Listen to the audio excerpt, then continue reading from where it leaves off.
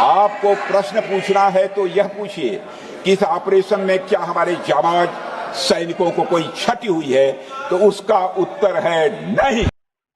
भाई पहले की सरकारों में जब भी कोई बड़ी घटना होती थी तो सरकार उसकी पूरी जिम्मेदारी लेती थी और जिस विभाग से संबंध जो होता था तो जो उसका हेड होता था वो इस्तीफा देता था।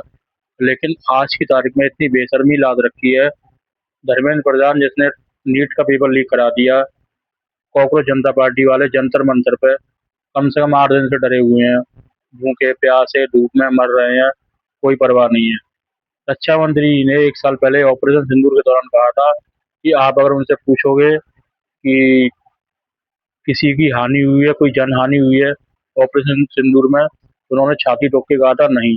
लेकिन वही 1 साल बाद सोशल मीडिया के तहत मालूम चलता है कि उस समय हमारे 6 जवान शहीद हुए थे। तो भाई राजनीति की रोटी सेकना बंद करो, जो जिम्मेदारी है उसको समझो।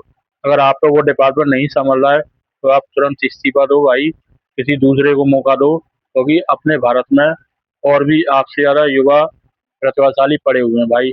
लेकिन किसी की ज़िंदगी बर्बाद ना करो।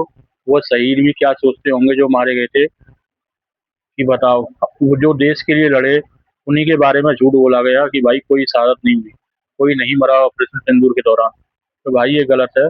अपने अपने फर्ज समझो। अगर आपको लग रहा है कि आपसे सरकार नहीं संभल रही है या आप अपने डिपार्टमेंट में वो नहीं कर पा रहे हो जिसके लिए आपको देश की कमान सौंपी गई है, तो भाई तुरंत इस्तीफा दे दो। जनता को गुमराह ना करो।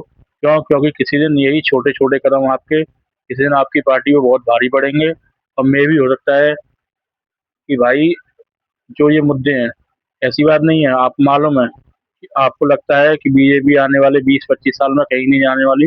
लेकिन भाई बदलाव ही प्रकृति का नियम है। तो भाई जो भी जिस डिपार्टमेंट से बिलोंग करता हो वो अपनी जिम्मेदारी लिया करे, तुरंत इस्तीफा दे दिया करे, ना कि